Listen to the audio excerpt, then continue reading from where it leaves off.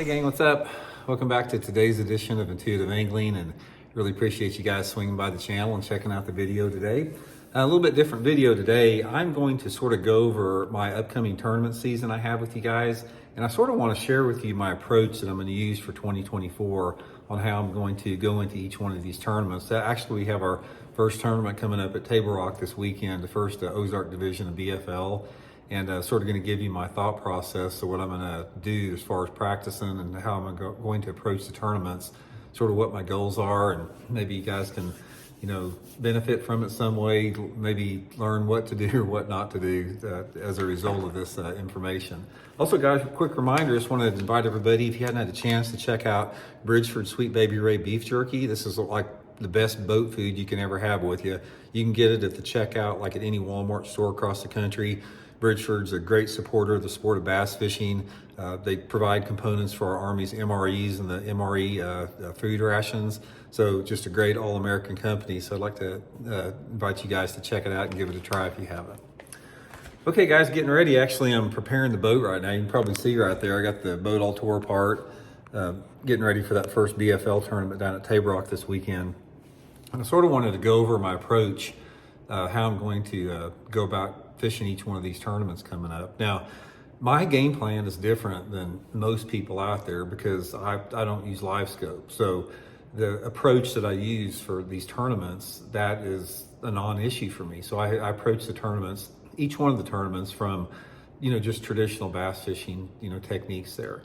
And I know at these tournaments, I know that every one of our tournaments is going to get one with live scope this year, unless there happens to be some little outlier, some little window where traditional bass fishing may creep up there and maybe sneak in a win.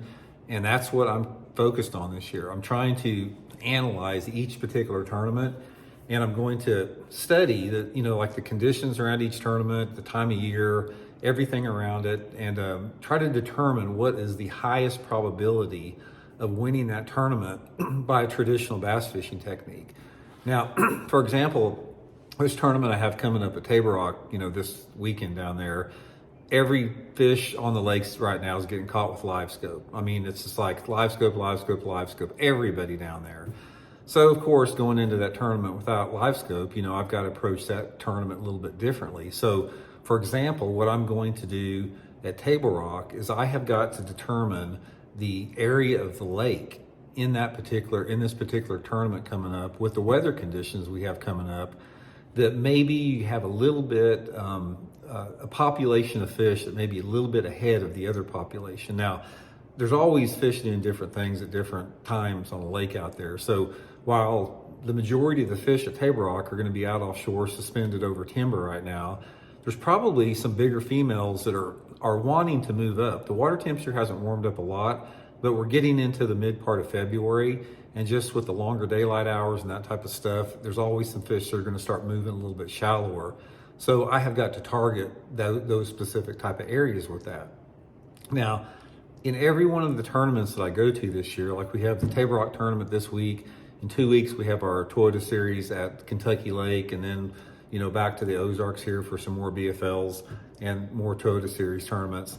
And in every one of those tournaments out there, one of the important things that I have to do is I have to really pay very close attention to the weather, because the weather of the day of the tournament competition is going to have a big impact on the area of the lake that I have to choose that gives me the highest chance to win a tournament without live scope. So say, for example, at Table Rock this weekend, if the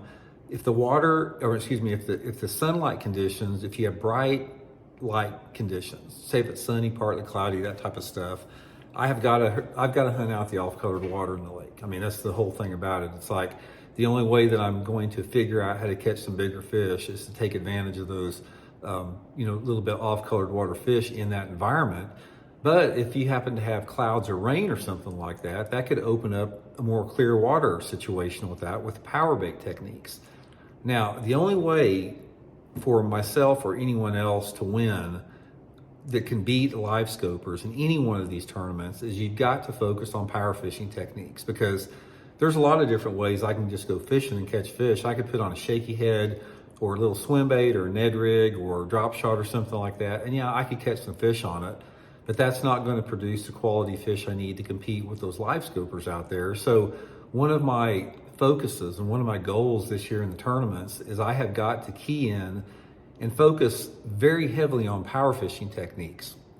Now, the power fishing techniques that I have to focus on, there's two different categories of that. One is the horizontal, lures that move horizontally through the water column, and the others are bottom type baits, like jigs or worms or something like that. So one of my challenges in each tournament, I have to figure out pretty quick what's the mood and personality of that fish. If I have a chance of catching some bigger ones with power fishing baits like spinner baits or chatter baits or big swim baits, glide baits, something like that.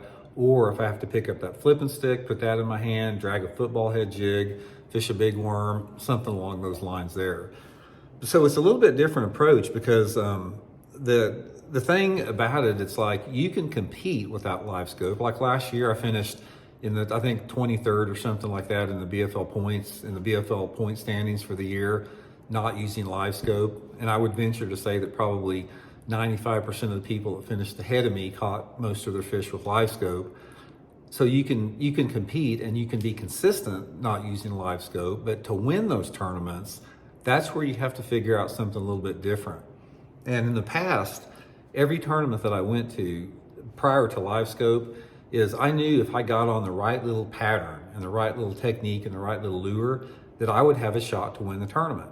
Now I know that I don't have any shot to win the tournament unless there happens to be a situation that creates a little window where power fishing can outproduce live scope, which is very, very difficult to get because it hasn't been done hardly yet. 99% of the tournaments the last 2 years on any level have been won with live scope. So that window is pretty small.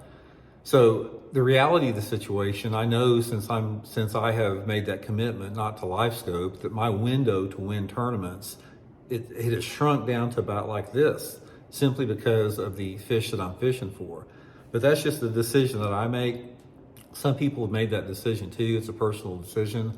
And so I'm going to go out and try to really use all the experience and knowledge I have, which is traditional bass fishing means, and try to put myself in the area where I feel the biggest concentration of quality fish are up shallow. And I'll be fishing shallow all year long. I bet probably, 95% of the fish that I catch this year are going to come out of less than 5 or 7 foot of water. And, you get on those right fish at the right time at the right place and you can still do good. So anyway, guys, I'm going to practice down there at Table Rock Thursday and Friday this week. I'll give you guys a practice report after each day and then give you guys a post-tournament report at the end of the week.